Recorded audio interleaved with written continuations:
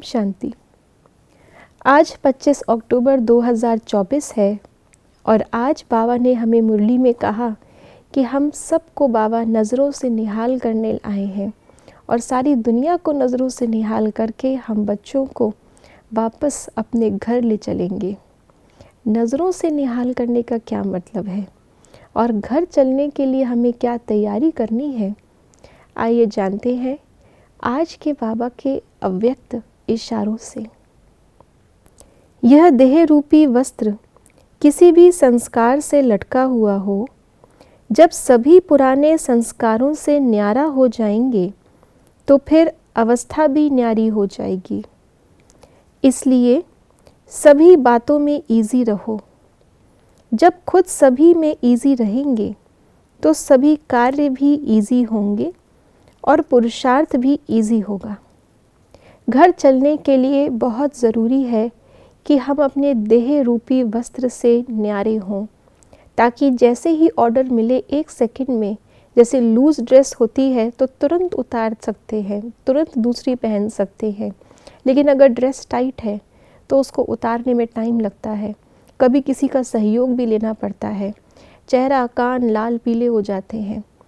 तो ऐसे ही बाबा कहते हैं कि हमारे जो देह का वस्त्र है वो बिल्कुल हमारी अवस्था ऐसी हो जो बिल्कुल ये वस्त्र से हम न्यारे हों। बस निमित्त मात्र पहन रखा है, लेकिन दूसरी ड्रेस हमारे सामने तैयार हो चुकी है।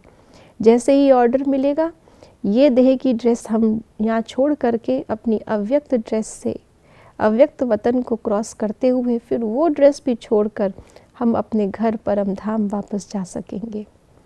लेकिन ऐसी तैयारी घर चलने के लिए ज़रूरी है कि हमारे पुराने संस्कारों को हम समाप्त करें। आज बाबा ने पुराने संस्कारों को खूंटी के समान बताया है।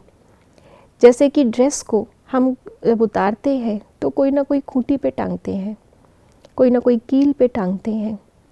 तो ऐसे ही बाबा ने कहा कि ये देह रूपी वस्त्र अभी तक हमसे कौन सी खूंटी से बंधा है, वो है हमारे संस्कार। कोई ना कोई संस्कार ऐसा है जो इस ड्रेस को हमें उतारने नहीं दे रहा, देही अभिमानी बनने नहीं दे रहा। तो जब तक हमारे अंदर वो पुराने संस्कार रहेंगे, ये देह रूपी वस्त्र हमसे लटका रहेगा। तो इसलिए उस कील को, कील कई बारी कहते हैं जब कोई चीज़ बहुत गहरी अंदर चली जाती है तो उसको भी कील कहते हैं।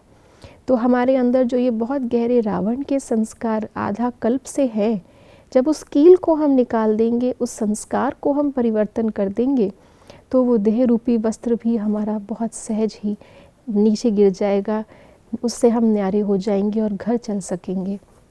और जैसे कि आज बाबा ने मुरली में कहा कि बाबा हमें नज़रों से निहाल करते हैं, तो हमेशा बाबा की नज़रों में रहना और बाबा को अपनी नज़रों में रखना, ये है नज़र से निहाल होना, जिससे सहज ही हम अपने इन संस्कारों को उतार सकेंगे और देह से न्यारे होकर न्यारी अवस्था में हम वापस चलने की तैयारी कर सकते हैं, दूसरों को भी करा सकते हैं। ओम शांति।